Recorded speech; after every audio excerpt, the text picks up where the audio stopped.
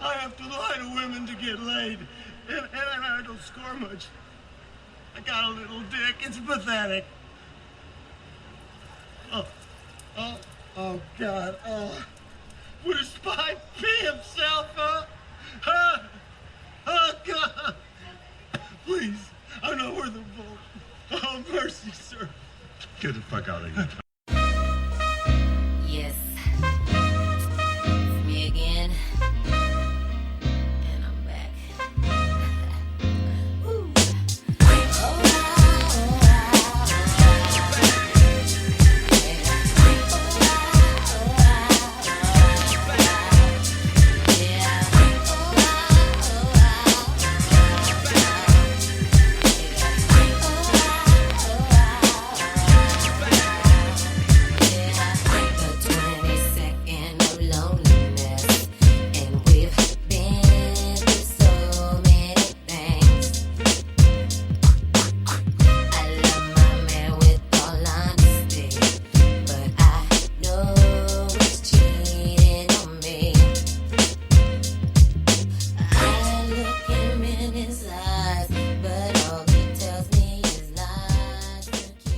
Good evening, good morning, good afternoon, and welcome people. This is episode 116 of Dude and the Monkey. I am Mark Foster, one of your co-hosts, and I'm joined as ever by Ian Loring, hello. And today we're going to bring you a couple of reviews of new horror films. We're going to bring you a review of Creep, the new film from Mark Duplass. It's directed by him, directed by Patrick Bright, but it's co-written by him and starring him. We're also going to bring you a review of the much talked about We Are Still Here. Again, another new horror film directed by Todd George Higgin. Sure. Yeah, we're going to go with that. And starring Barbara Crampton in that one as well there.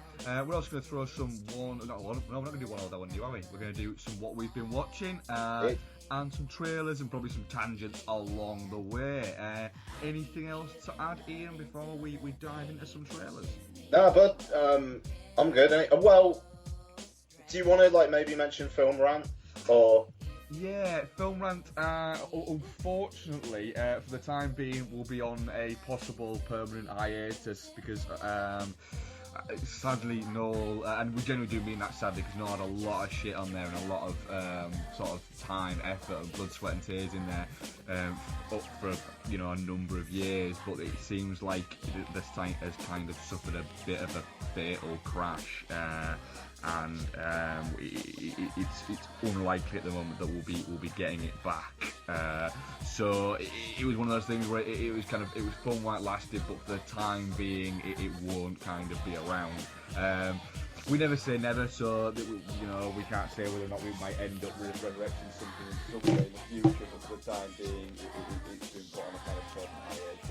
Would that be a correct assessment of that? Yeah, I mean, in the end of the day, Noel was the one who basically did all the work on the site anyway. We just wrote posts essentially. Yeah. So I completely understand where he's coming from. I barely have the time, or at least I maybe have the time, but I don't really want to be writing in that time.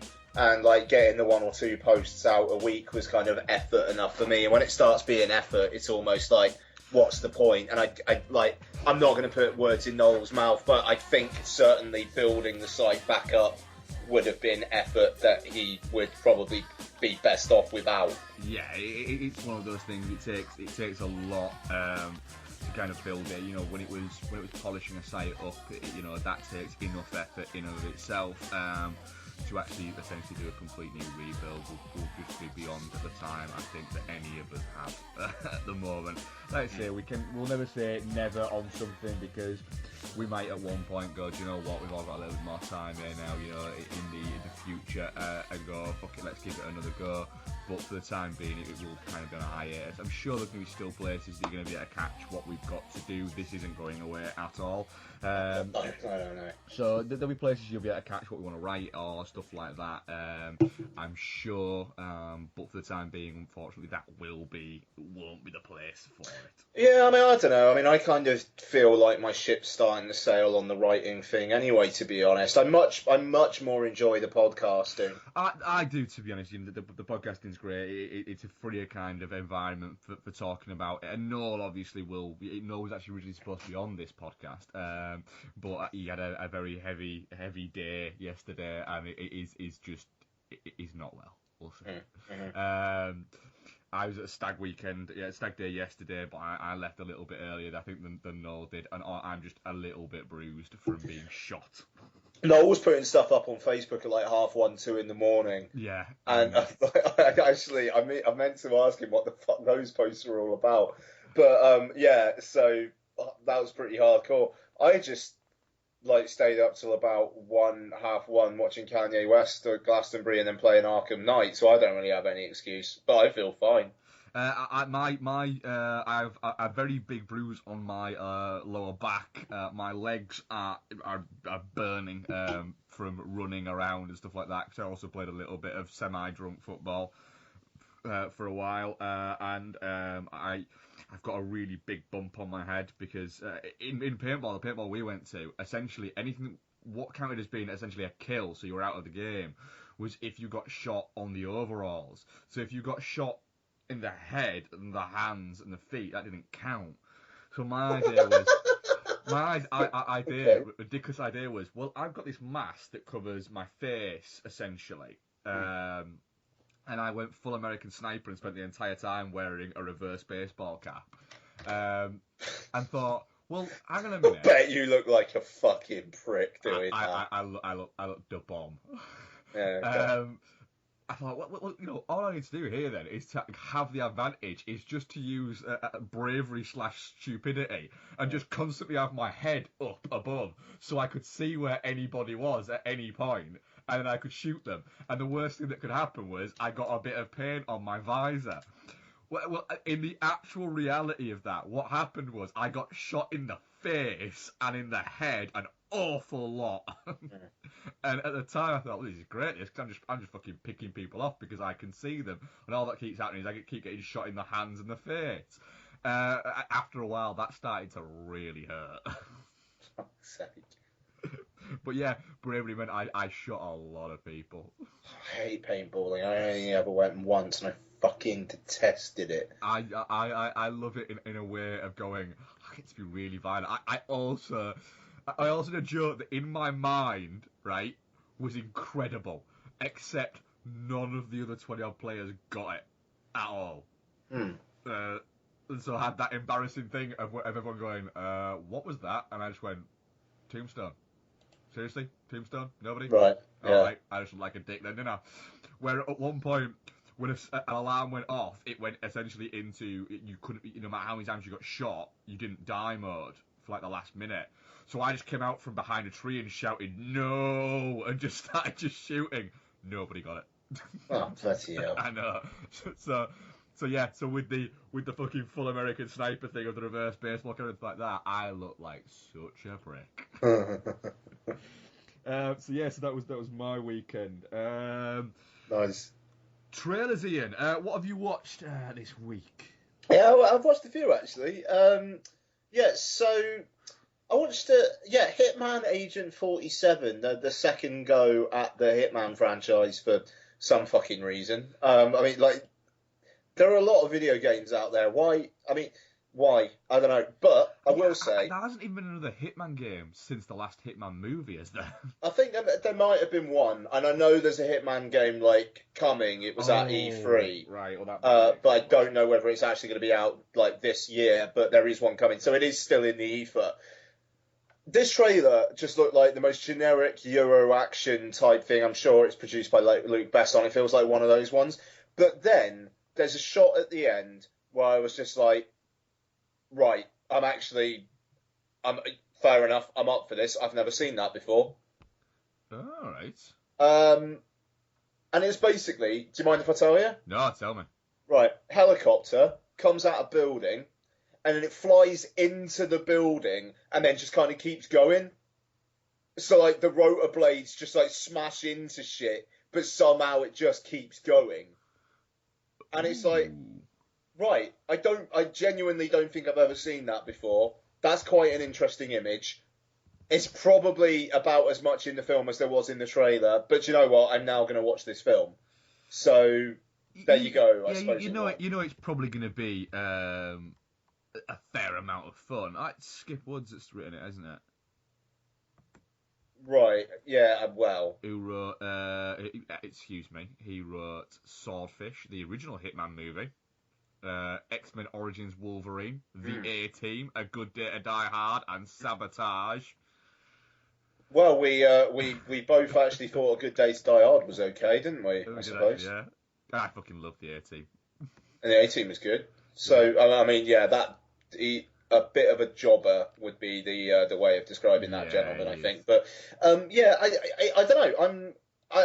I'm somewhat up for it. It's not one I'm going to go to the cinema to see, but I'll watch the fuck out of it on Netflix. It's one of those, isn't it? That is an ultimate. That is a proper fucking Netflix watch. That's a midweek Netflix watch. Defo, absolutely, man. So, but yeah. You know, you don't see that many trailers and actually say I've actually never seen that before these days. So good on it for that, I suppose. You still there? Yes, yeah. Right, okay. My computer is now finally giving up the ghost because of the Skype update. So I don't have access to my PC anymore. So I'm running slightly blind here, even though we're still recording. It's a weird bug that Skype seems to have whenever I update it. So, so I watched the trailer for Kung Fu Panda 3, which was basically just like one gag, but I quite like the gag. It's coming out in January, at least in the US, which is fascinating. That's usually a dumping ground. The thing is, you release a kids' film in January when nothing else is about, and that is probably going to clean up. I think it's smart, because I know Kung Fu Panda 2 underperformed, and that came out in the summer. Why not stick it out in January, be the only thing about for the month? Yeah, that's it. You know, because it's not exactly a film that people are going, ooh, Kung Fu Panda 3, ooh. You know, if it didn't happen, nobody would give a shit. But yeah, it could end up pulling in a decent amount of money. Yeah, absolutely. So I mean, the trailer looks alright. I like the first two, so I'll check it out at some point. I've not seen them, to be honest. I like him, man.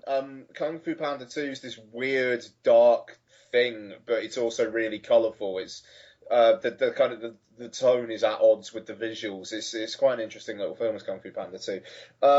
And Kung Fu Panda 1, I've seen that film so many fucking times. And I don't know why. It's very watchable. Daddy's Home, the new Will Ferrell, Mark Wahlberg film. I watched this one. I'm up for it. I'm up for it. Yeah. I mean, it looks like it could be pretty fucking entertaining. The bit at the end of the trailer, where he punches the wall, that's fantastic. Yeah. I mean, I hope it's R-rated. I think it will be. Yeah. And why not? Definitely up for that. What did you think of it? I was the same. I looked at it and went, Mark Wahlberg and Will Ferrell teaming up again. I am all for this. And then, I laughed my ass off at when he's stuck in the wall and you can see him sort of tapping the wall and you think, what's he about to do? And it's just like, get me down and then go and put a shirt on. And then he just punches the wall and he falls. It's a great shot, yeah. And, I mean, I rewatched the other guys on the train back from Noel's wedding, if I remember correctly. And those two are so good together in that fucking film. They are so good together. Yeah. So I'm interested to see them more at odds with this. And I think the last one, the Paranormal Activity, The Ghost Dimension, which has been announced is going to be the final film in the Paranormal Activity series, which is interesting. I'm sure they'll reboot it in 5 years. But then again, you'd probably say that about Saw, and we haven't had a reboot of that yet, so you never know. I don't know. The Ghost Dimension is a fucking bizarre subtitle for a film. But have you seen this trailer? I've not. No, I've only watched one of the Paranormal Activity movies, and I really didn't like it. Oh, fair enough. I mean, the thing is, the last one, the marked ones, which starts off like as a real kind of spin-off, barely connected thing, but by the end, there's something in it that plays directly into, I think the first or the second one. And it was just like, right, okay, they actually did that. And that thing where it actually starts meddling with time and space which you don't expect. It looks like they're kind of playing on that a bit with this. I mean, there's this great bit at the start of the trailer where these guys are watching a videotape. You know, it's like kind of found footagey type thing, obviously, and it's this girl basically like getting freaked out about like hearing ghosts. And then the guys are watching the video and they're kind of like taking the piss. They're asking her questions. Then she starts answering them. And it's not that like she then turns to the screen and goes rah or anything like that. It's that she is actually hearing them. It's kind of like the others in that way. But I thought like it was quite a nice. I'm not too sure what's going on here, and then it kind of reveals that it's that, and it's like right, okay, that's actually not bad. I think I'd probably watch this one in the cinema just to kind of crown them off. Apart from the marked ones, I saw every single other one in the cinema. This is coming out in 3D for some reason, which is odd. Kind of says to me it might not actually all be found footage, because why would you do a found footage 3D film? But I'm sure there probably have already been some. But I'm intrigued enough. The Paranormal Activity films, I mean, 1 I genuinely like, 2 was disappointing, 3 I actually saw twice in the cinema. I really liked 3. 4 was disappointing.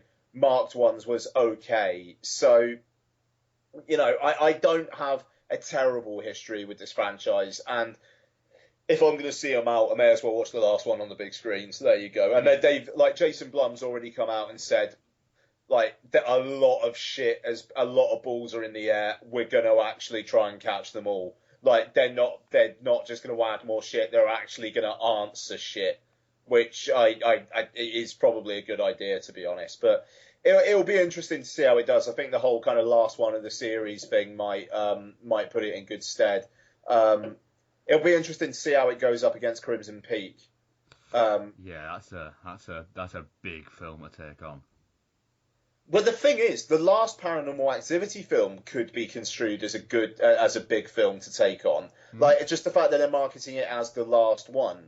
I hope they don't come out the same week, because I think they really could cannibalise part of the audience. Yeah, they could split the difference, essentially. So it could end up being them both and seem like they fail, but in actuality, it's just that they've just taken each other's numbers off each other. Yeah, exactly. But anyway, that's it. I'm done. So any more for you, bud? Yeah, a couple. Masterminds, the Kristen Wiig, Zach Galifianakis, Jason Sudeikis heist comedy with Owen Wilson. Looks very much like you've got a bunch of talented actors, talented comedic actors, just playing stupid characters again. Zach Galifianakis seems to have a little bit of a one-trick pony. They're all just different versions of Alan from The Hangover. It's one of those where I'll inevitably watch it, but I definitely won't go to a cinema to watch it. Sleeping with Other People, Alison Brie and Jason Sudeikis film. They play two people who went to high school together a year, and I think they lost their virginity together. From what I gathered within the trailer, years later they end up reconnecting, but they reconnect at a meeting for sex addicts. And decide that the only way that they could have sort of any kind of relationship or friendship, etc., is if they don't have sex with each other, and then obviously the obvious things start to happen, it would seem. But I'm quite a big fan of Jason Sudeikis, so I'll happily watch that at some point. What else? Yeah, the Daddy's Home trailer, and I think the Secret Life of Pets as well. I watched that. Yeah. The trailer is actually really interesting because it literally just looks like a series of vignettes of what pets do when the owners go out for the day. I really hope that's the film. And that's it. If that's the film and you're going to give me an hour and 40 minutes of just that and almost like a fucking Rear Window aesthetic where we're looking at this essentially apartment block, and we get to spend a little bit of time with each pet throughout the day of what they do while the owner is away, that's fine. It's if they try and go all fucking Toy Story on it and there's a big adventure, that is the point where I'll be like, so it's Toy Story but with pets. Yeah. Toy Story with dogs was exactly what I was fucking thinking. To be fair, but I mean, System of a Down were in a fucking Universal Pictures CG animated film trailer. Yeah, that's hilarious. Yes.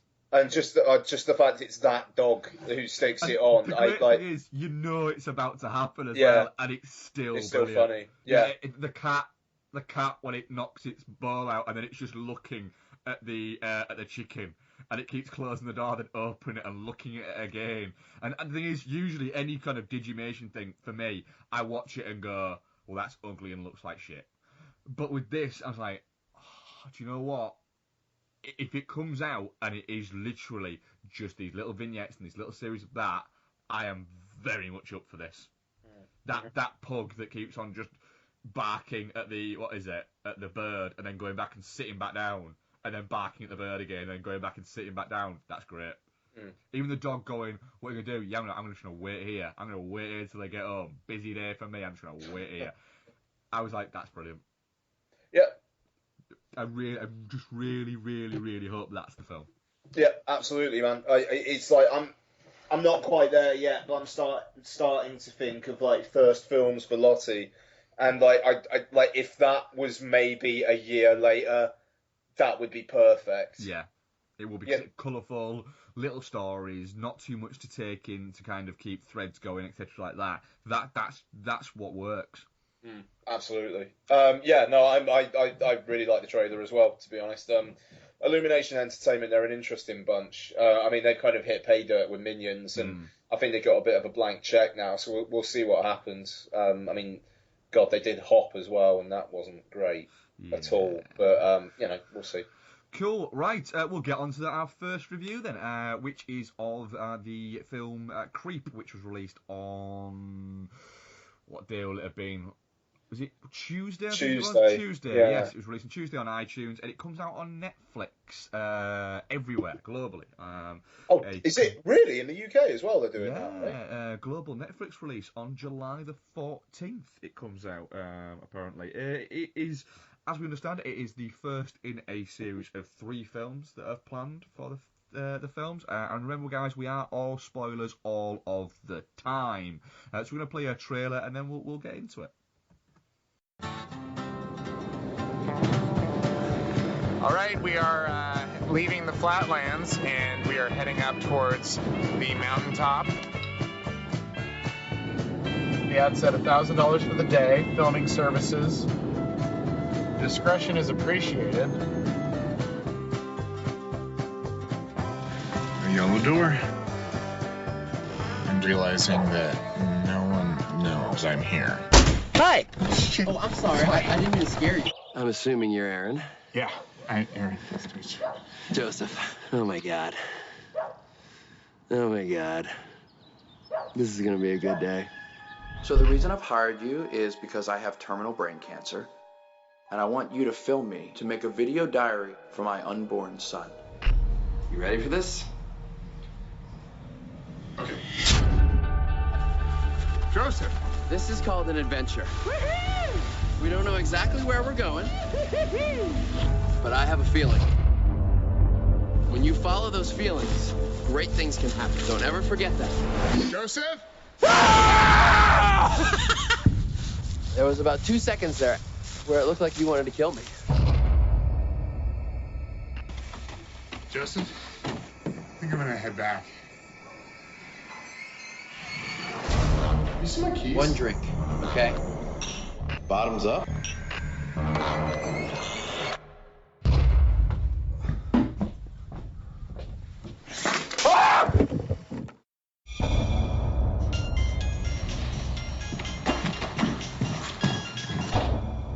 Hello. You need to get out of that house right now. Joseph.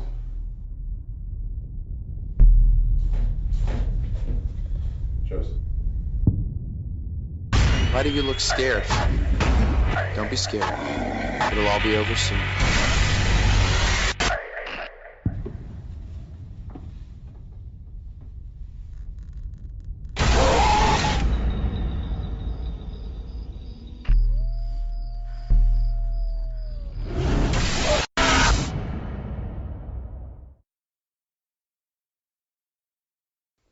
Okay, that was a trailer for Creep. It is written co-written and directed by Patrick Bryce. He also stars in it. It's also written by Mark Duplass, who also stars in it. It is a Blumhouse Tilt production. So Jason Blum is also one of the producers on the film.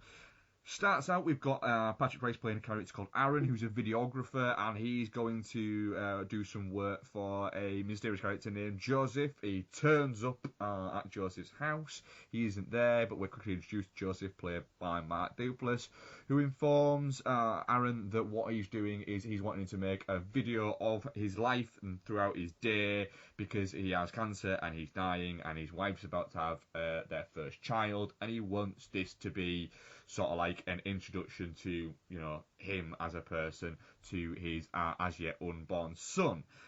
So that is how it's going to work. But obviously, this is a movie called Creep, and it's a kind of found footage horror movie. Then obviously, this isn't exactly as everything would seem. So Ian, Creep, what did you think of it? Yeah, so I had a really good time with this. It's short. It really, like, there's not an ounce of fat on it whatsoever. No, it is really short. Yeah, I mean, like maybe 75 minutes before credits, you know, and that's great. You know everything you need to know about the Patrick Bryce character, just through conversations and stuff. You don't need backstory. You don't need to know that he's just broken up with his girlfriend and he's fallen on hard times and all that kind of bollocks. You know, it's like little things you get the sense of what that character is. And then you've got Mark Duplass, who is just an absolutely blank page. You have got no idea, like, what is going on with this guy until the end of the film. And I like that at the end of the film, it just gives the answer. He's a mentally ill guy who's done this before, basically, you know, and you know, and he's dangerous, and that's it. And I love the way that his character plays on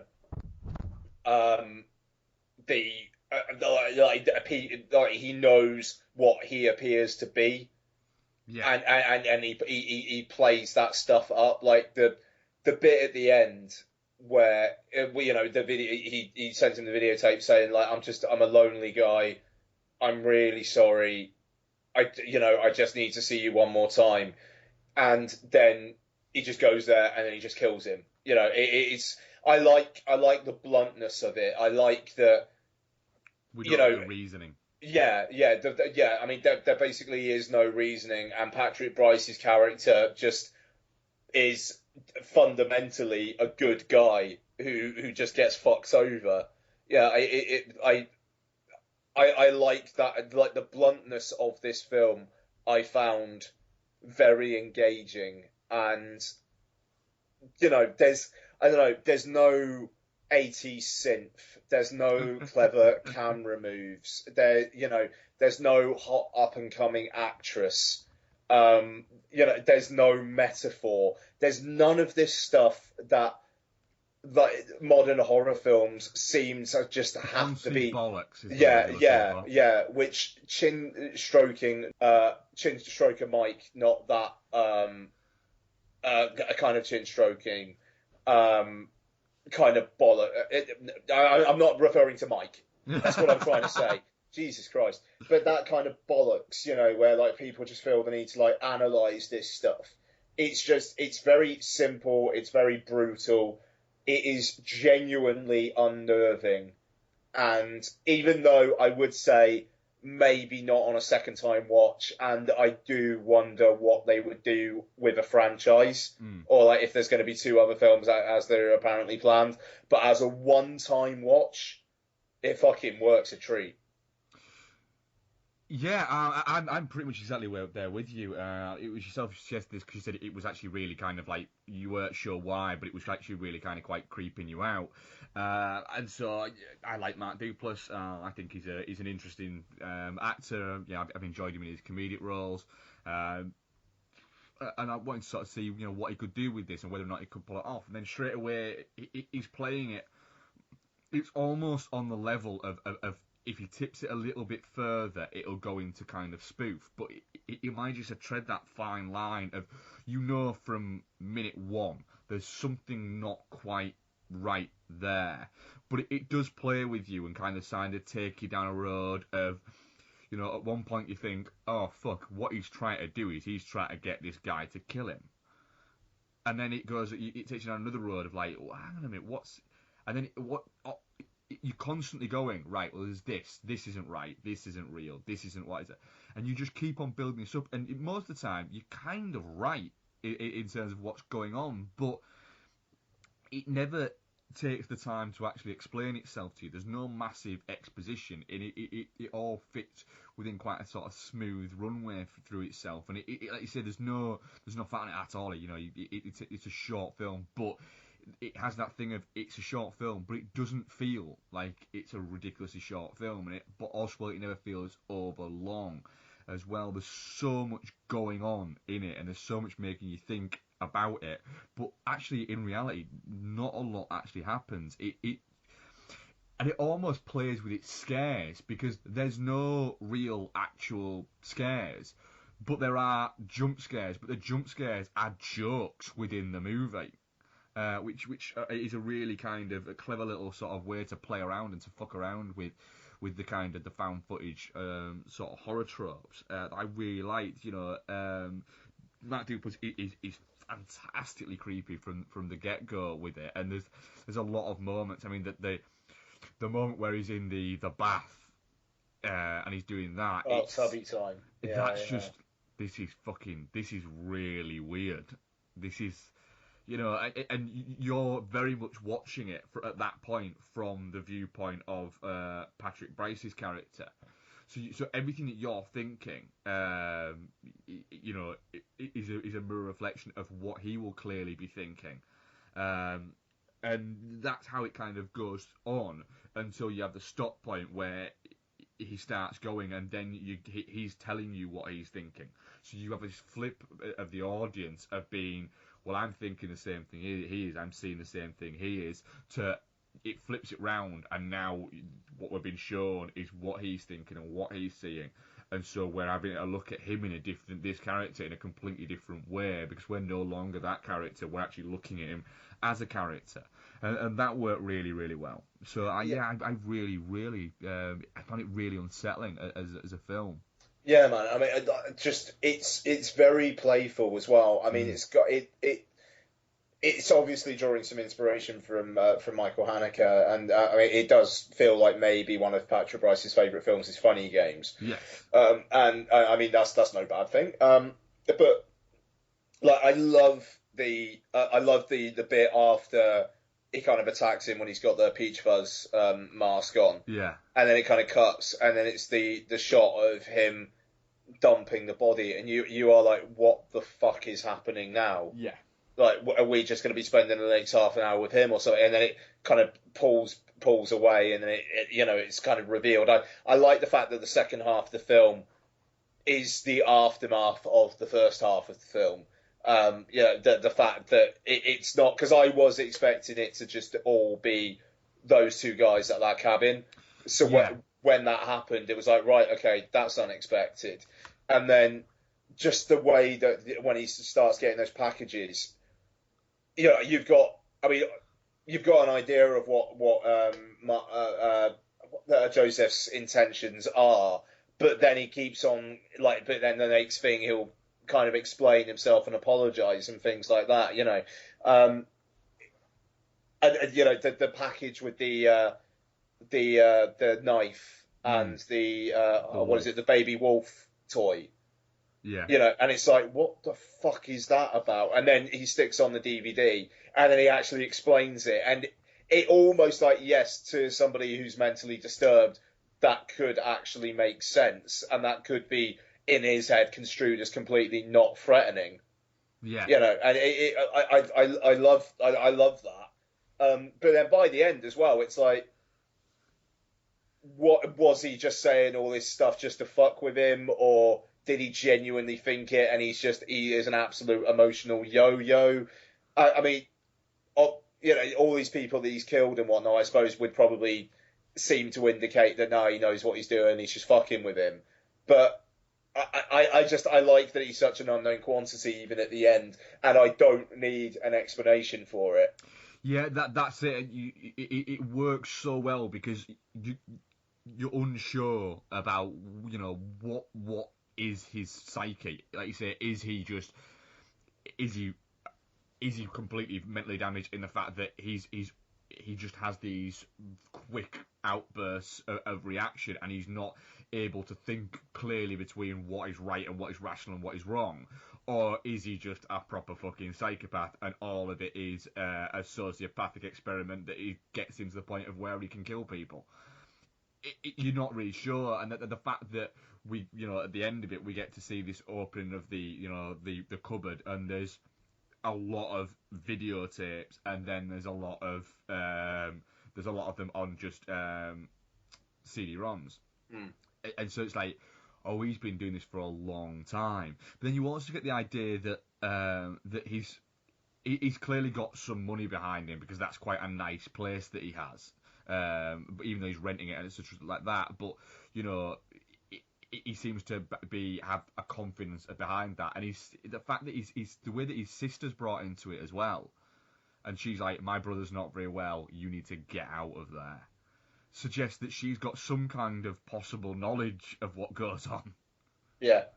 No, absolutely. I mean, I like that as well. The way that she's like, no, it's fine. You just need to go now. Yeah. I like the way that she's not screaming at him, but she, like the kind of the forceful tone of it still.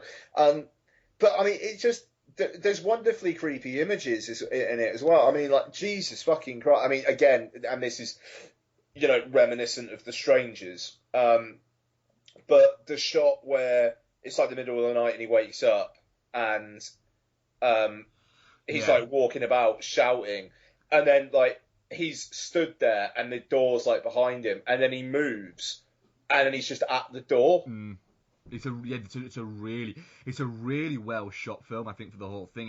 It does use the found footage really quite well. There's no points where you go, that's a little bit, you're bending the fucking realms of found footage there a little bit.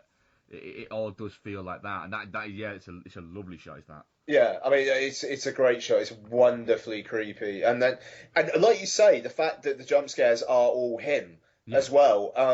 But I mean, the one at the end really got me, actually. He jump scares himself. Yeah. That like, seriously, that one's brilliant. Yeah. I like the way that he does it, and he turns the camera on himself, and he's startled as well. That's fantastic. And just the shit, and like the look on his face, like the smile, like this guy's gone down the fucking rabbit hole. Yeah, wow. He has, absolutely. Another great shot is the one where where Aaron's saying that he's just going to get off, and you've got Joseph stood like halfway up the stairs with the light behind him. Oh, yeah. And it's like you can't see any of his face, you can just see his silhouette. And we get fixed with that for a good kind of like a couple of minutes worth of conversations. That's all we can see, and it's a really well framed shot, because you've got the perfect symmetry of the way that the banister, the way that the railings run up either side, and he's framed in the middle there. It's a really nice shot that's held really well for a good few minutes there, and I was almost going, I've got to remember to listen to what's going on, because I'm just enjoying watching this shot.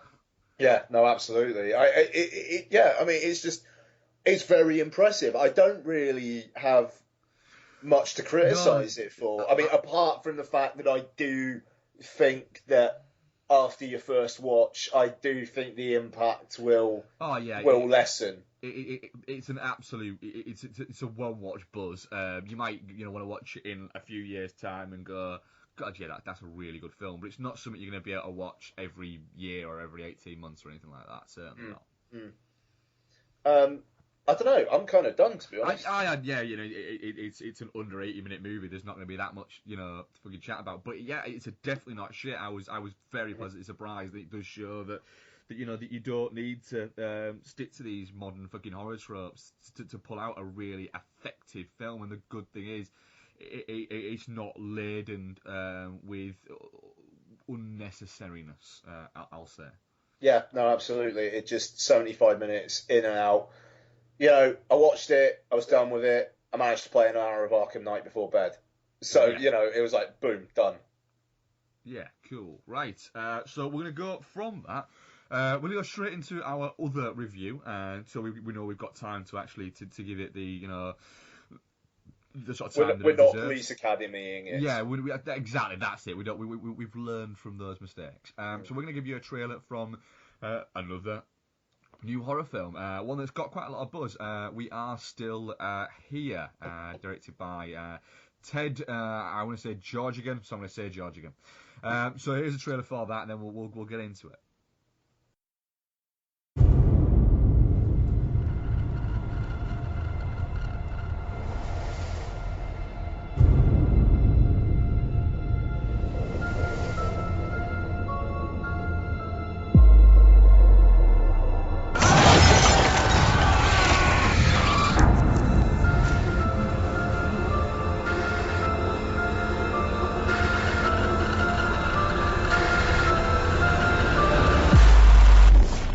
I know you think it's silly, but I really can feel something here, Paul.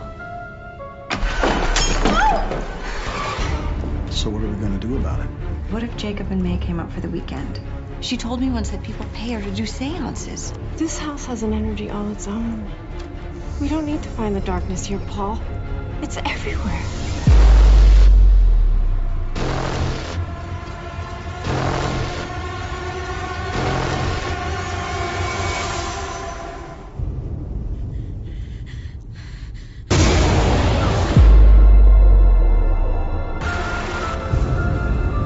You're not leaving here. You stay, you satisfy the darkness.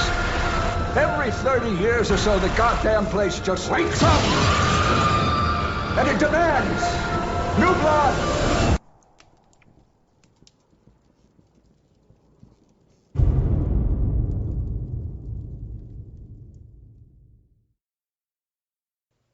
Okay, that was a trailer for We Are Still Here, set in the late 70s, in 1979 to be precise. Anne and Paul Scacchetti are moving to a new town in rural New England. They're still mourning the death of their son Bobby, and they're moving there to kind of start afresh. When they get there, they notice that there's problems with the house, problems in the basement. It seems to be warmer than it needs to be, and creepy shit happens. Anne is suspecting or claims that she can feel a presence, and she thinks that presence is deceased son Bobby. So they get friends of theirs, Jacob and Mary Lewis, played by Larry Fessenden and Lisa Marie, to kind of come because and to sort of stay with them because she believes that May has powers, we'll say. So Ian, we are still here. What do you think? Actually, do you want to go first, bud? Because I've been going first a lot on this show. So yeah, all right. Yeah, I'll go first. It's quite a strange one moving from Creep to this. Creep is a very effective kind of found footage, and he's a modern horror film that gives us none of those modern horror tropes to come into something like We Are Still Here, which seems to be a little bit kind of full of those modern sort of horror tropes. I'm going to lay my fucking cards out on the line here with this film. I was frankly bored for pretty much all of it, and was not a fan. It pushed a lot of wrong buttons for me. I thought that it was, for a start off, really shoddily directed. I thought the acting was ropey at best, I think, to give it a description. I couldn't give a shit about the story, and for the last 20 minutes, it essentially just went, oh, here's a lot of gore, and by that point, I was like, I don't think you've earned this with the story, and then when you're to explain what has gone on, you have to do that with a series of newspaper clippings in your credit sequence. I felt, if you have to do that, it means you've fucked up in your film, essentially.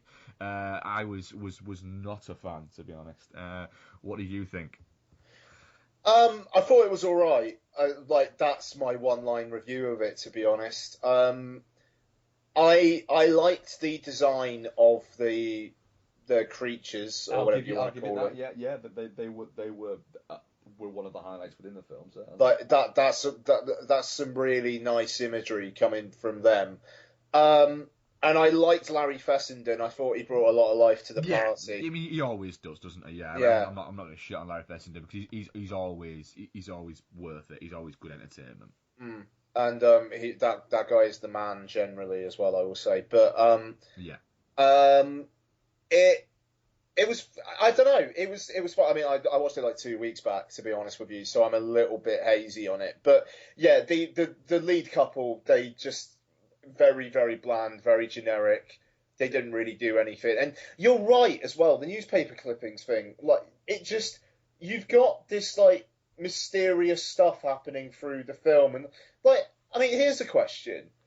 The new girl at the bar goes to open the door and she gets shot in the head for her trouble. Yeah, why? And, yeah, why was he just gonna or instantly shoot? Well, because he didn't recognise them or something. It made no sense. Yeah, that was very, very odd, and I wasn't too sure about what the fuck the actual, like, what actually was the whole thing. So the creatures were the family. Yeah. But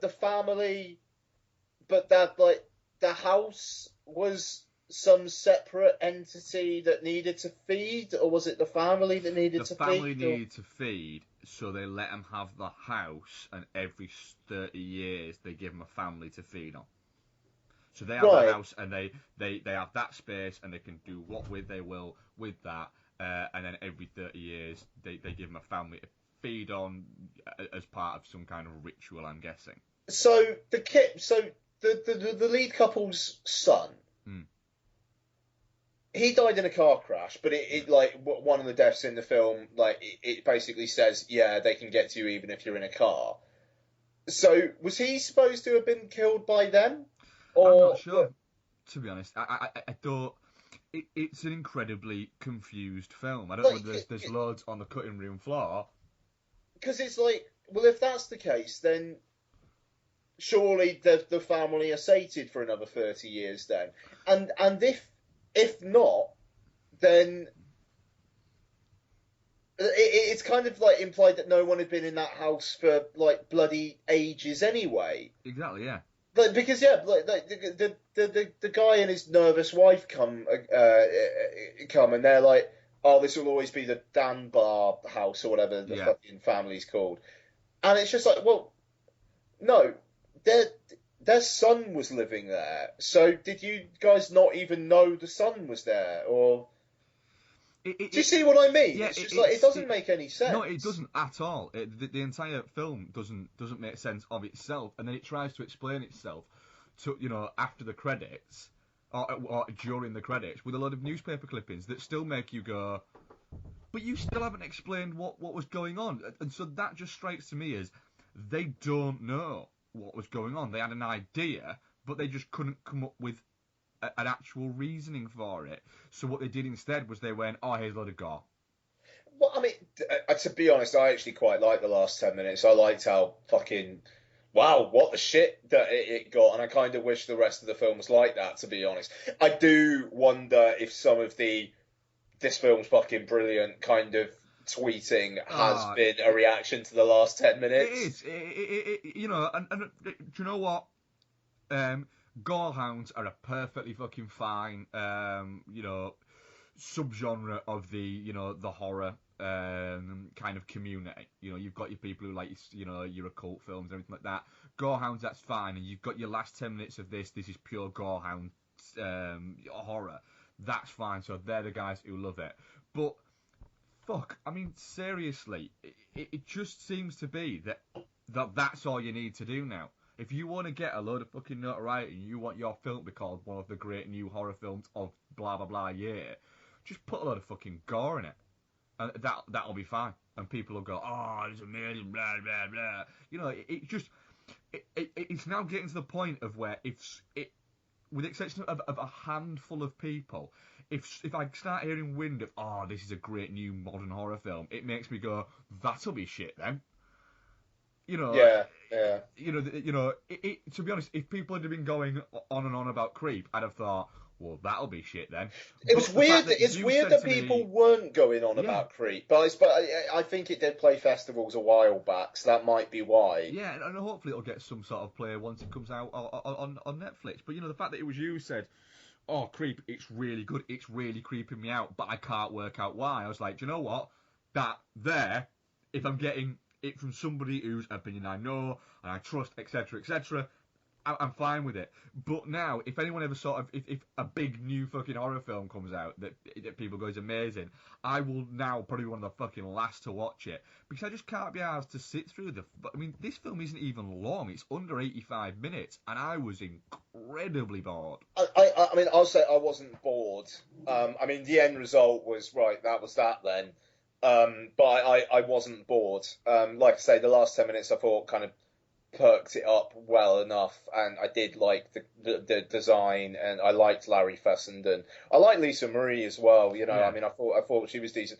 If it was those two as the lead characters and not the actual two lead characters, I would have been way more into it. And I must say, I like the fact that it's a horror film where the main set of characters are like in their fucking 50s. That's fine, and I'm all behind that, but they're terrible characters.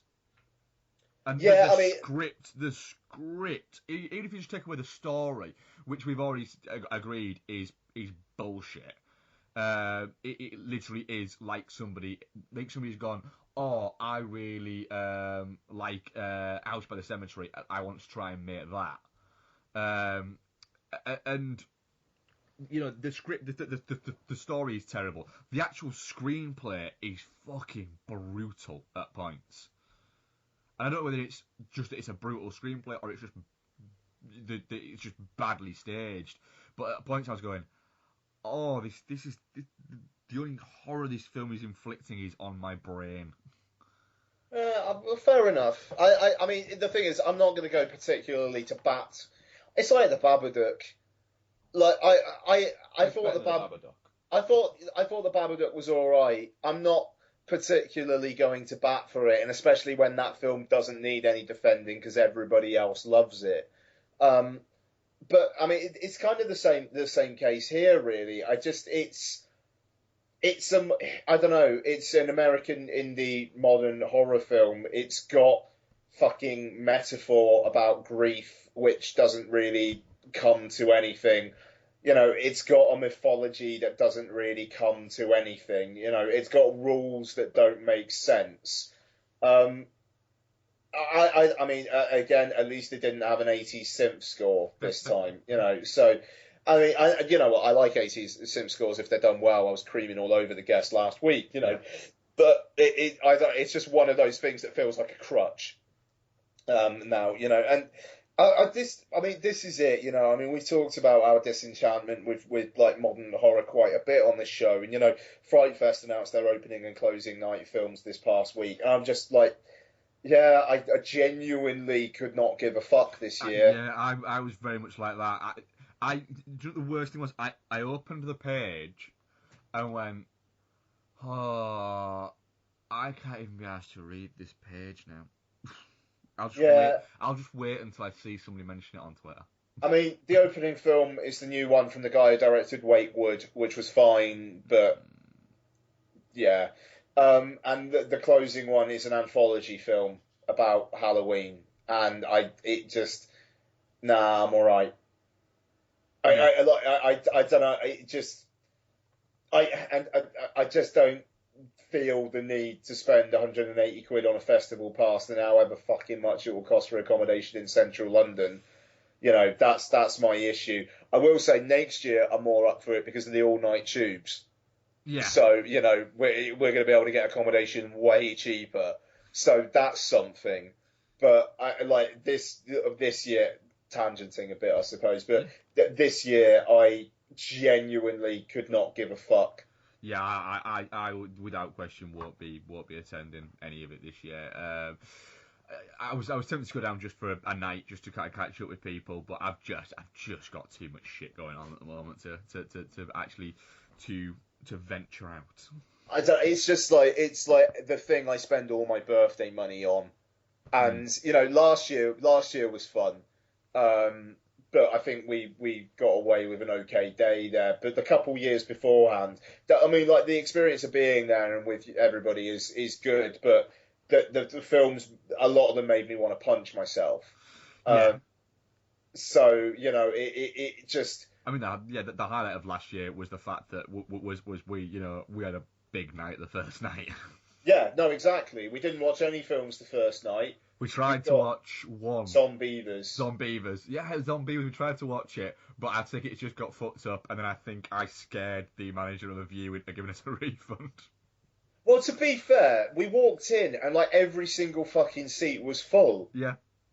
So yeah, and then we just went and got pissed, and that was great fun. Yeah. But I mean, Jesus Christ, even when we were there, we were talking about, shall we just go and see Sin City 2 instead of whatever the fuck's playing Fright Fest? And we were there for Fright Fest. Yeah. The best film I saw that bloody weekend was Lucy. Yeah. which we saw on the morning. The morning after the Fright Fest day. Yeah. It just, that's it. So I just can't be fucked. Exactly. Yeah, I'm exactly there with that. So yeah, I mean, I'm gonna lay my cards out. I thought We Are Still Here was just shit, to be honest. I just didn't dig it. Didn't dig the aesthetic or any of it. It pushed all my wrong buttons. I'm at a really super mild, definitely not shit. Really super mild, really, really, really super mild. But Larry Fessenden went a long way for me. If it didn't have Larry Fessenden and if it didn't have that last 10 minutes, I'd be right there with you. But it had them, so there you go. No worries. Right, we're going to get into some just what we've been watching now. So Ian, do you want to kick us off? Give us a couple of your first what you've been watching this week. Yeah, sure. So in a similar vein to We Are Still Here, I watched Kenneth Branagh's Cinderella. Oh, right. I watched this last night with Donna, and I got weirdly emotional watching it. I'll be absolutely honest with you. I've never watched the Disney Cinderella, so I didn't really have a clue about the story. And, the first 10 minutes or so, a mum dies. And then within about 5 minutes of that, a dad goes off on a business trip to Europe. And I just looked at Donna. I was just like, he's going to fucking die as well, isn't he? And she was like, yeah.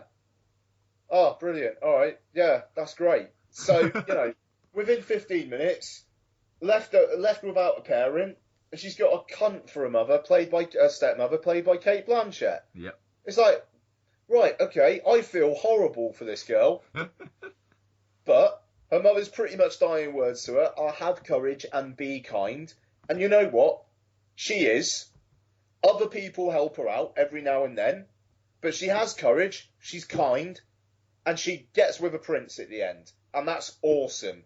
I was so behind Cinderella within the first 15, 20 minutes or so, because her parents died and because she was good. I was just like, right, yeah, I'm on board. And that's the thing. People have complained about this film, that it's like very, very traditional. It's quite reductive in that way. It's not doing the kind of the Frozen thing where the true love's with her sister, and that's great. And I genuinely I really like Frozen, and for that element particularly. But it is also kind of nice in this age of revisionism to have something be really fucking traditional, but really classy. Really well told. That's Looks it. Great. If you can tell a traditional story and a well known and a well documented story, but fuck it, if you can tell it well, that's brilliant. Yeah, I mean the thing is, they also actually give a bit, a bit of good stuff to Kate. I know you don't like Kate Blanchett. I'm fine with Kate Blanchett. They actually give some reasoning, and they don't drive the point home, but why she hates Cinderella so much. And it actually, it kind of makes sense, and it makes the interactions between them much more effective. And there's a line, like Cinderella's last line to Kate Blanchett here. It's really, really kind of like soul crushing for Kate Blanchett's character, even though Cinderella means it in a nice way. And it's very interesting. I mean, she plays it very big and very broad, but that's kind of what the character is here. So I think that's fine. But Richard Madden plays the prince. Some people had said that he's very flat, doesn't have much to do. He doesn't have much to do, but I didn't find him flat. I actually did think he was quite charming, frankly, and I liked his thing. I like the chemistry he had with Lily James. Lily James is really solid in it as well. She's not asked to do much, but have courage and be kind. She does that. She does it well.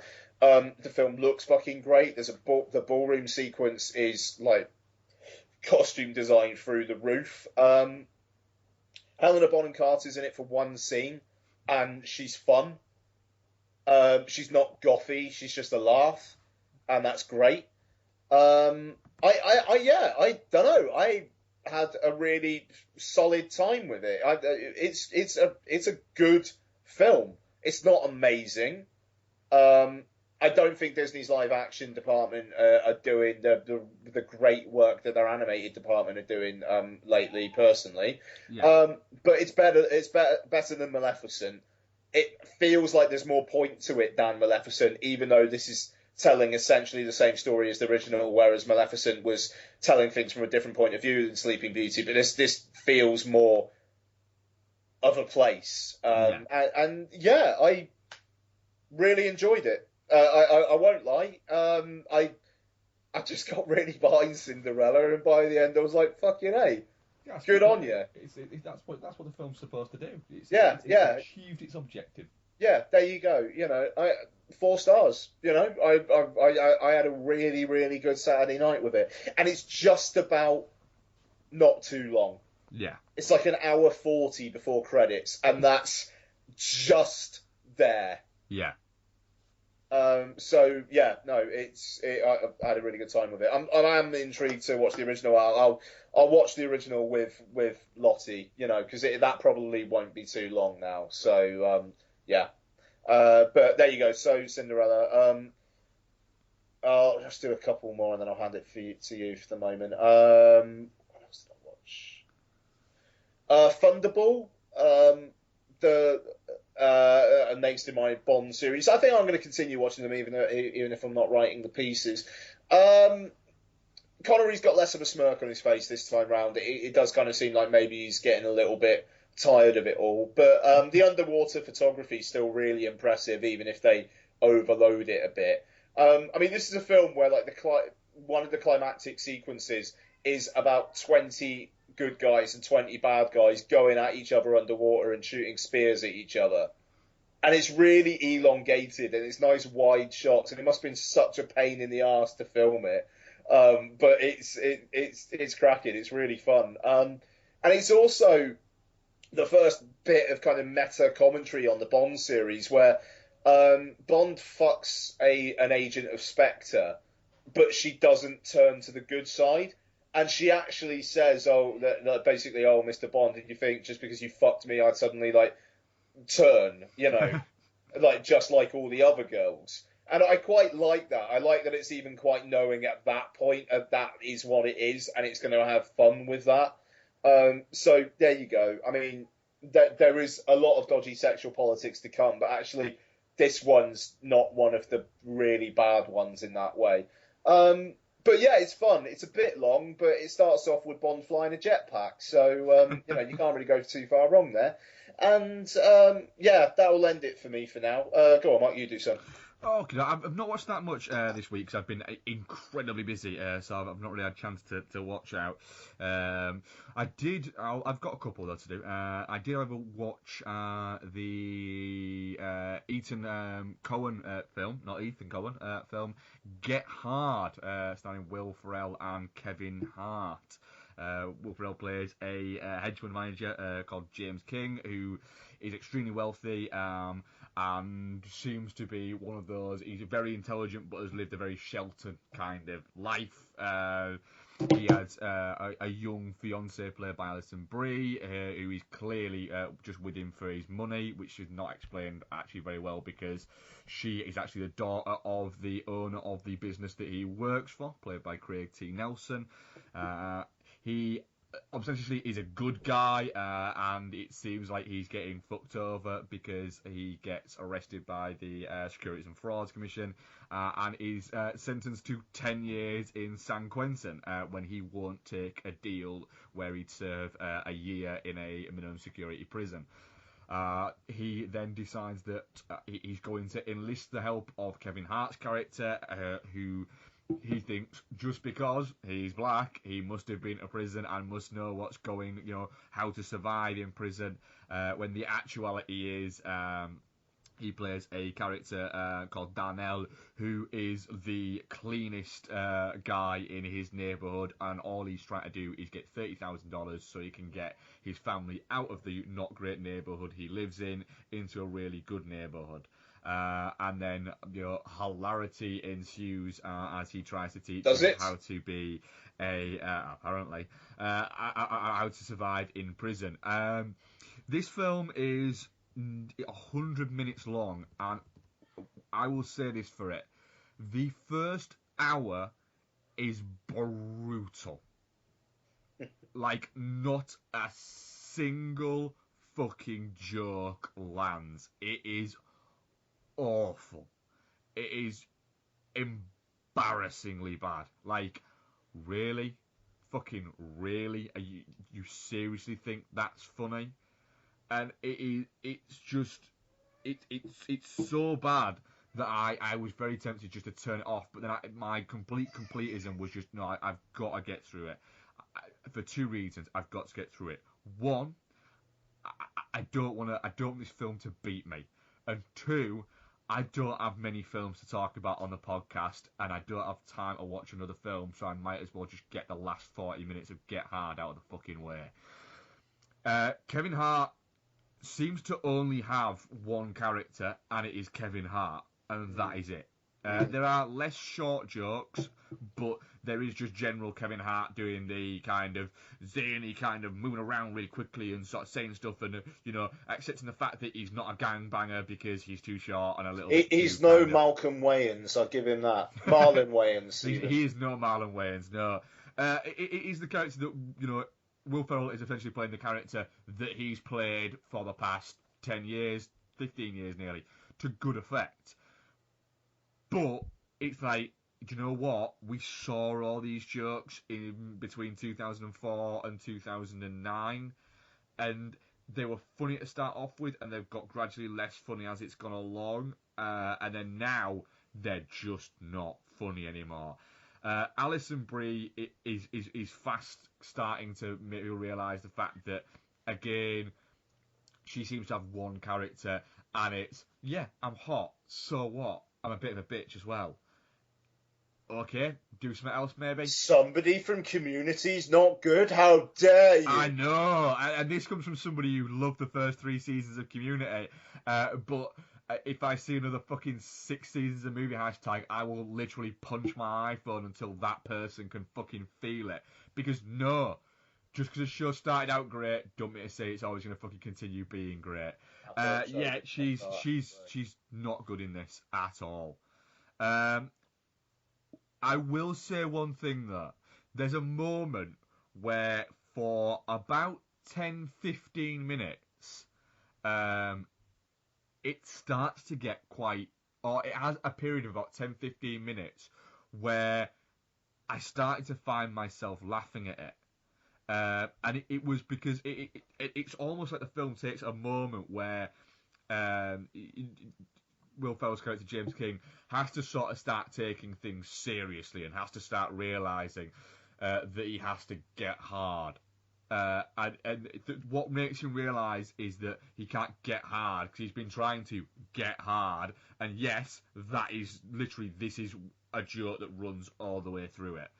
It is Kevin Hart decides, right, you can't get hard. We've tried getting you hard and it doesn't work. What you've got to now do is learn how to suck dick, because then you'll be fine. If you can just suck a good dick, you'll be fine. Once you realise he can't even do that, then he realises he's got to get hard. And there's a moment where he's been working on his smack talk, and so Kevin Atkinson's like, right, go on, give me your best. And Will Ferrell just starts doing that, where he's just making up shit and just saying it. And it's actually quite amusing for about a 15, maybe 20-minute period, and then it stops being amusing again for the last 15, 20 minutes. I'm amazed that this movie didn't absolutely fucking bomb, because it really should have bombed. It's terrible. It's not even, it'll be alright with a few beers on a fucking on a Friday night. Good. It's just awful. Don't watch it, please. I'll watch it. I know you will. I find Will Ferrell very easy to watch, so I will watch it, and I won't heed your warning. Yes, I thoroughly didn't expect you to. I'll talk about another one quickly, and I'll let you have a go, and I'll talk about the main one I want to talk about. I watched a film called El Gringo, which stars Scott Adkins and Christian Slater. Where essentially you've got Scott Adkins plays a DEA agent who turns up in a town in Mexico with a bag full of, I think it's $4 million, and all he wants to do is get to somewhere else in Mexico where he can essentially start, living off this money. But he's had to walk for like 2 days, and he's dehydrated. He's managed to pick up a dog from somewhere, but nobody will sell him a glass of water. And then the town is run by a gang who find out he's got all this money, and then he just has to start shooting motherfuckers. And that is it. That actually sounds alright. Okay. Do you know what? I was talking about with PBI Street Gang on Twitter. It is very similar in tone to Commando, which actually I also watched this week as well, but I've spoken about Commando before on the podcast. It is very similar in tone of that, in the fact that at one point he ends up with just a bag full of guns, and people are just coming out of everywhere, and he's shooting them, and he just doesn't miss once. Every time he just turns around and shoots blindly, he hits somebody. You got some Jamaican drums going in the background as well. There unfortunately are some amazing James Horner scores in this, which that was a tragic thing that happened this fucking week. Fucking R.I.P. that, man. Yeah, I mean, and then there's a genuine comment that's really strange. I watched Commando on Monday night, I think, and then obviously we found out that he tragically died on Tuesday. But Commando still remains, the score for that still remains one of my all-time favourite scores, because it just reminds me of that movie all of the time whenever I listen to it, and I do listen to it on occasions on its own. It's a great score. Yeah, right, just on the horn tip, like, we could have had another 30, possibly 40 years of fucking scores from him. Yeah. That's the killer. That's sad. It really is a genuine sad, because he has written some just brilliant scores. And he was one of those you could tell, even if you didn't see the credits, if you didn't know it was him, within 10 minutes of watching a film, you could go, it's a James Horner score. You could just, he had that kind of style to him that you knew it was a James Horner score, in the same way as you know John Williams score and you know a Hans Zimmer score. You know a Michael Giacchino score, because it like there'll always be one bit where he does that piano thing like he did in Lost. Yeah. Where it's all sad and reflective. Yeah. Every single one of his fucking films. Yeah. There'll be a bit of that piano. Yeah, like every Simpsons episode has to use that one piece of fucking music they're using nowadays. Which piece? It's like a really kind of like somber piece, and it's usually within like almost like a little fucking montage scene of sadness. In The Simpsons? Yeah, and they use it fucking all the time. It's driving me insane. I've all but stopped watching The Simpsons now, so slight tangent there. But yeah, but El Gringo, it's on Netflix. It's too long. I'll be honest. It's over an hour and a half long. It's too fucking long. But it's fucking fun, and Scott Adkins can kick fucking ass. So, thoroughly a fucking late night midweek watch, is what I'll say. Go on. What else? What else have you been watching? And I'll get to my big one. Well, it was a film I've been itching to talk about for a while. And I was kind of hoping you'd seen it. Oh, but... yeah, I've not. I really didn't mean to watch it today. I just ran out of time. You know, wanted to talk to you about this. All right, well, I'm going to do it before my vision starts waning on it. The Cobbler. New Tom McCarthy film. Writer, director of The Station Agent and Win-Win. Yeah. Basically making a film of the type that Adam Sandler was taking the piss out of in Funny People, essentially. Yeah. I was on Netflix US, and I was just scrolling through it. I was like, the fucking Cobbler is on Netflix US already. That's quick. Like, that is... I mean, it was playing festivals last year. And I mean, it's an Adam Sandler starring film. And it basically appears to have essentially gone direct to Netflix.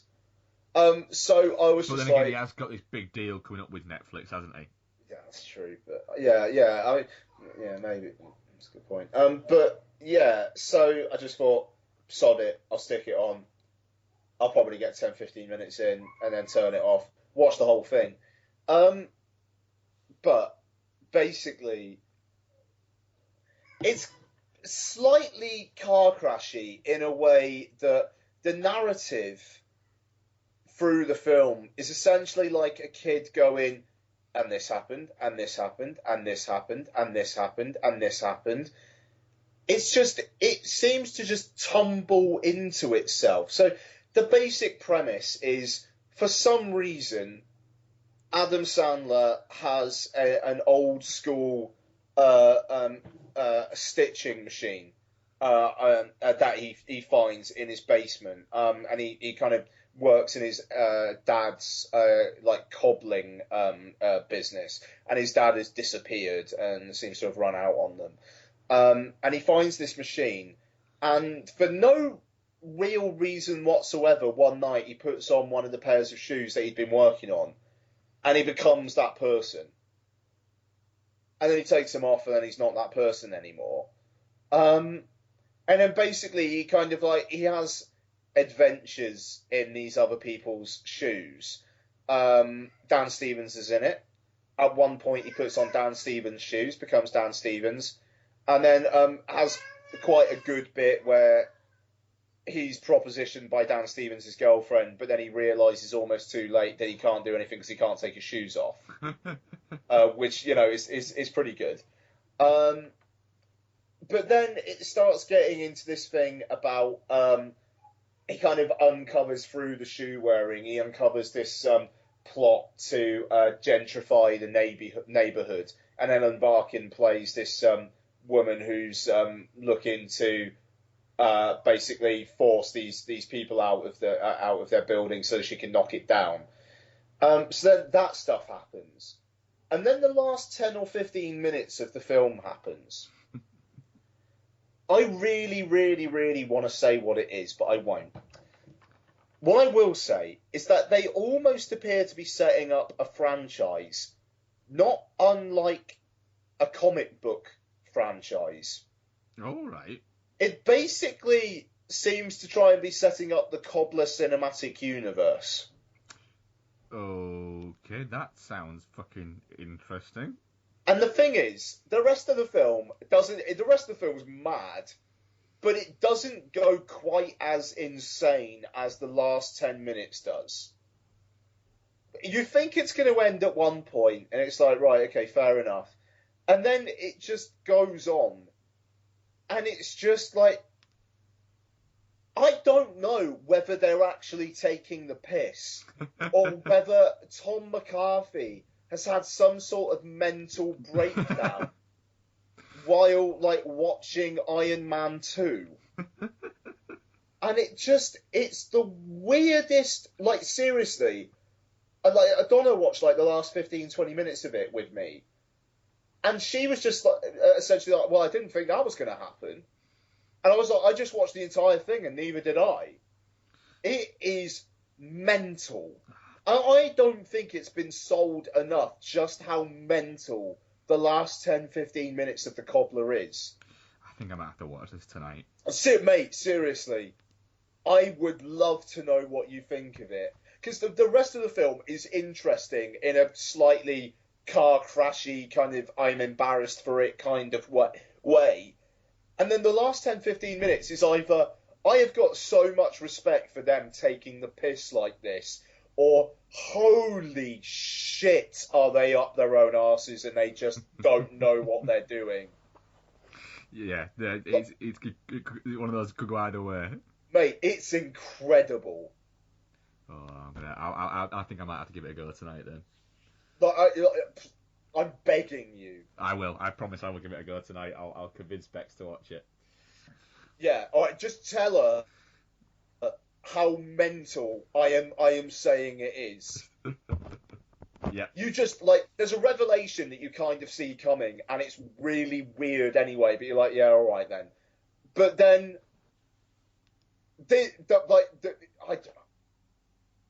look out for the line about laundry workers, like dry cleaner workers. Okay. Look out for that line. Anyway, that's all I'm going to say.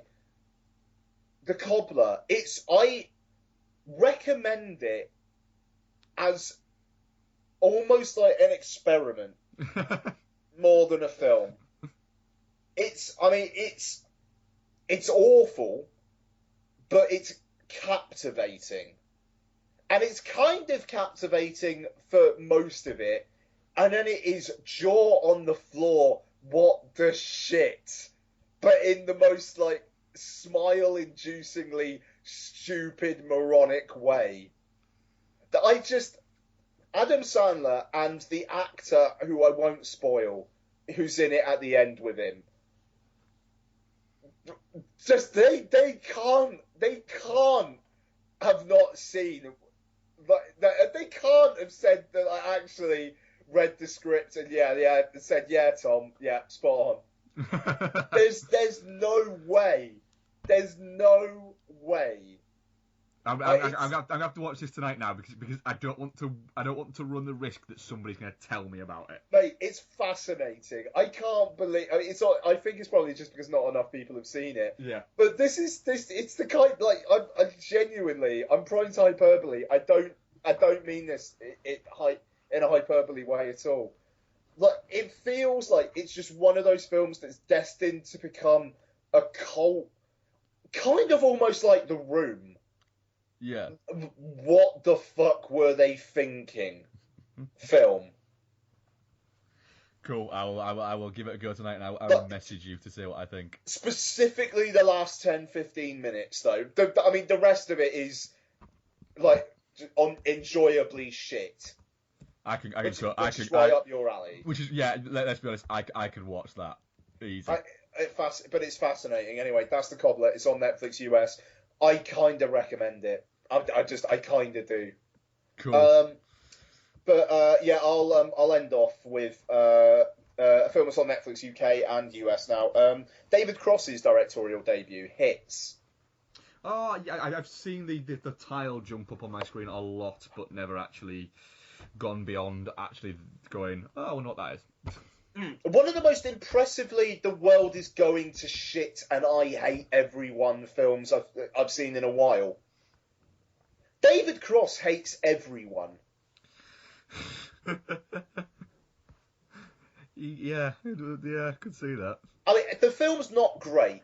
It really bangs its point home, and the fact it's so obsessed with YouTube hits and that kind of thing kind of makes me think the logic of these YouTube things needs to make more sense. There's a YouTube video at one point constructed of a courtroom scene, and all the shots are as the film would shoot it.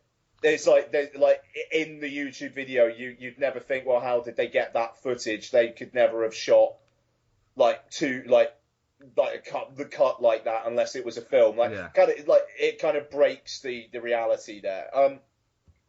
And it a lot of the points it's hammering are quite are quite obvious, but it is so full of bile and unpleasantness that I actually was kind of impressed by it. It's a really uncomfortable watch, and it just there's one character in the film that you kind of think like, yeah, I can get on board with this guy. He's kind of at the center of a whirlwind here, and he doesn't really realize what's going on. And then he says some stuff in a climactic scene, and it's like, right, that's ruined it. Oh dear. And it's just like, right, David Cross hates him as well then. And and you kind of think he's the one like olive branch you have, and then that's snapped away. So the rest of the film is like everybody's a scumbag. Nobody cares about everyone. There's no empathy in the world at all. Everybody's out for themselves. Everybody's out to try and make themselves a star the easiest way possible, or to have the easiest life possible, and that's it.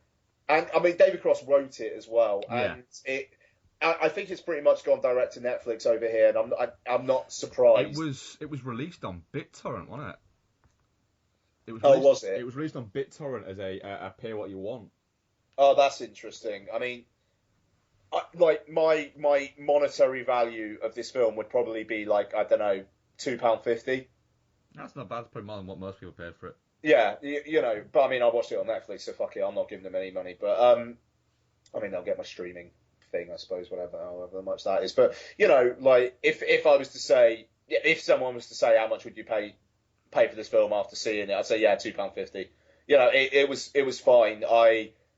I kind of enjoyed watching it as much as you could enjoy watching this film, but I know people have taken against it, and I could see why.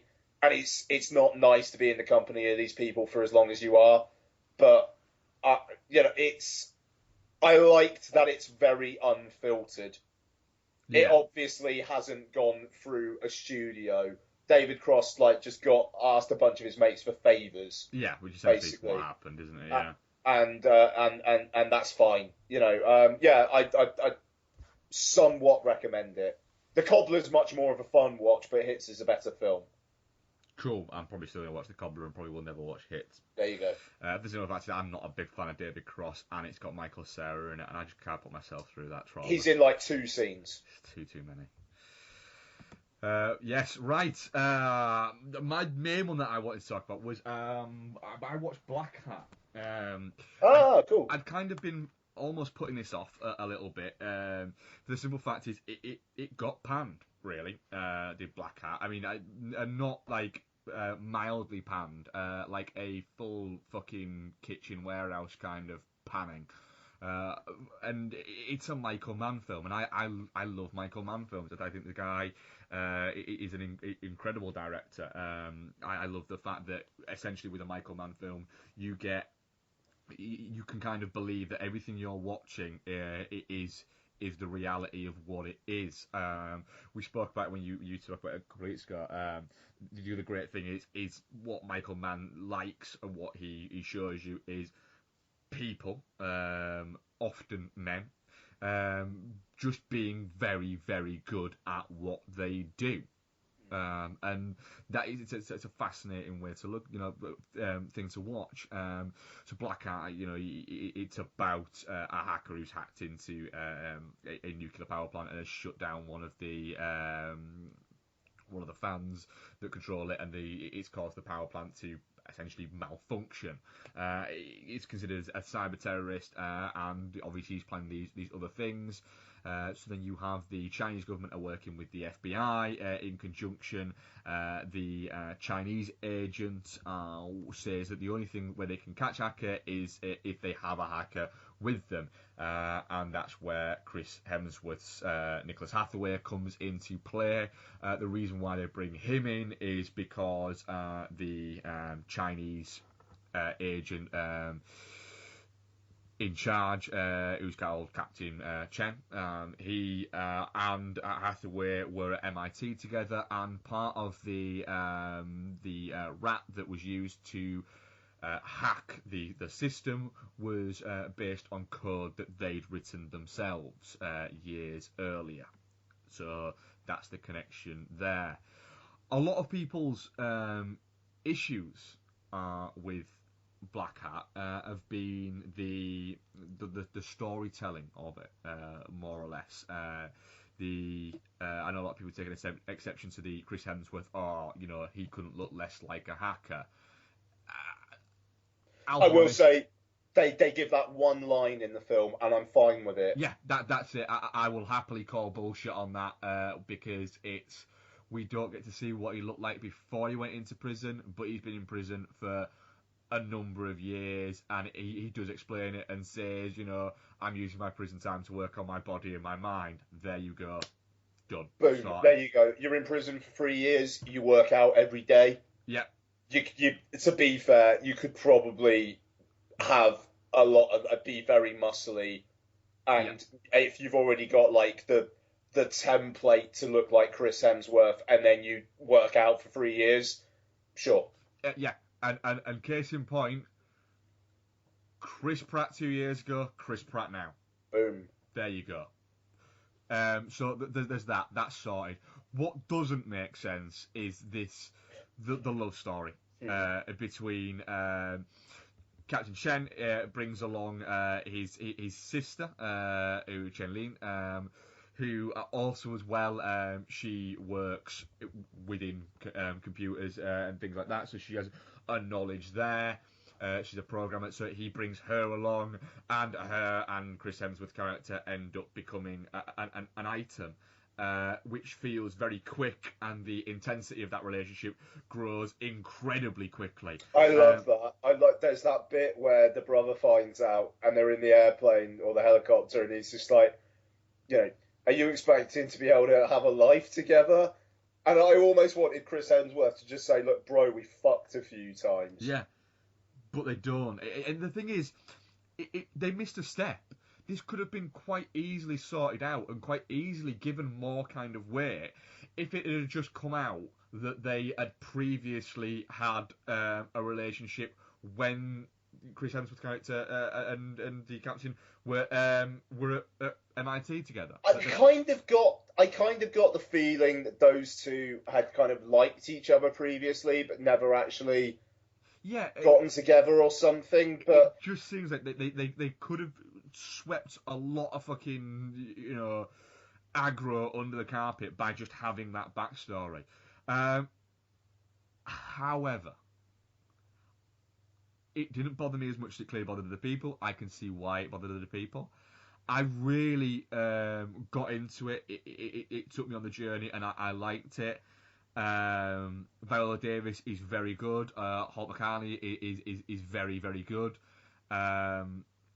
I'll come to another bit where I think the movie goes from being interesting, take away the visuals and there's fuck all there, to holy fuck, that just happened. But it looks incredible. I mean, there is some stunning shots in this film, I think. I said to you on WhatsApp to yourself that man, what fucking Terrence Malick sees in Meadows and in the open world, that exact elicit of emotion and fucking, gets his fucking balls twitching. That's what man sees in industrial scapes and in city landscapes. It's the same thing. That's spot on, bud. Like, I genuinely could not have summed that up better myself. It is, there is categorically nobody else out there who can shoot a city landscape from a helicopter like fucking Michael Mann can. He spends so much time on it, and you're there going, this is fucking stunning. Yeah. This is absolutely stunning.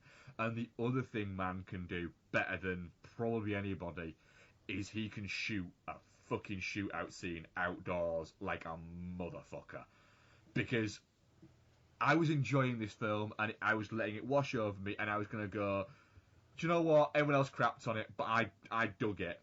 But, and remember guys, we're all spoiled all the time. The minute that fucking Chen's car exploded, because I was not expecting that to happen at that moment. For me, the next 10 minutes of that film are fucking great. They are magnificent. That shootout is brilliant because in one fell swoop, man goes oh, you know this little crew that you've got to know, you know all of these little people that you've got to know, we know where it's going now, all of this, oh yeah, bang, they're all gone, like that. And we've then got to go, whoa, fuck. So we're just going on a journey with these two guys now. And it's from then you realise that Chris Hemsworth's character isn't just good with computers. He's one of those. He wasn't at MIT because he was good with computers. He's an actual fucking genius, and he's honed everything to this point, and we're going to use those skills. I am one of those where other people didn't like it, didn't dig it, fine with that. I fucking genuinely really, really like Black Hat, and at the moment it's in my top 10 of the year. Yeah, I'm not going to go that far, but I very much like Black Hat. The love interest stuff is problematic, and I can see where some people are coming from on it. In a way, I mean, just in terms of the seriousness of it, but it's just what man does. It's really good. People are really good at their jobs doing what they do, you know. And I mean that is Black Hat, and that is it. That love interest angle is brutal, though. Like, it's really, really bad. It is. Did the end of it remind you a lot of Blowout? Really? Yeah, the end. You know, when they're walking through Jakarta and it's that parade thing that's going on. For some reason, it just really reminded me of the end of Blowout. It would have if. Oh fuck! Hang on. What happens to the end of Black Hat? You know, we're walking through and there's that parade in Jakarta. And he has that fight. And, that I also wasn't a massive fan of. Like, the climactic, right, the hacker's going to have a fist fight with Chris Hemsworth. I wonder how this is going to go. By that point, I think the film had me by that point. But even though I like the end shot as well, where, like, you don't know whether they're going to be rumbled or not. Yeah. It's like they're like just like at the airport departure gate, aren't they? And then there's like some security people in the background. Is there? Yes, just walking behind. I really dug it. Yeah, I mean, I very much liked it. I'm looking forward to. I very much liked it. I'm looking forward to watching it again. It's not top 10 of the year for me, and I don't think it's up there with Man's best. But I think it's very solid, and I think it's been very unfairly shit on. Yeah, absolutely, yeah. Right, anything else to add, Ian? We've not had any questions. I think I put out the ask for questions very, very late. So are there any other bits you need to talk about? No. I do have a suggestion for next week, if you are up for it. I'm up for anything. Hit me with it. Terminator retrospective ending with a review of Terminator Genisys. I can do that, yep. All 4 Terminator films? Yeah. Boom, I'm up for that, yep. I can get those watched this week. Easy. Sweet. Right, that was episode 116. We hope you enjoyed it. I think it's quite a good show, actually. Yeah, I thoroughly enjoyed that. And the Minions review didn't happen because we thought we were going to have Noel on, but we didn't, and that's fair enough. But also, because frankly, I kind of thought Mark didn't deserve going to see Minions. Yeah, you obviously weren't that into it. I wasn't chomping at the bit, no. Isabel went to see it this afternoon with some of her friends, and she said it was alright, so it was funny enough, but it said it kind of... said the first half of it is a lot funnier than the second half of it. So I'm looking forward to that. A full fucking Terminator-thon next week. I'm well up for that. Nice. Cool. So right, we shall see you next week. Thank you very much for listening, guys.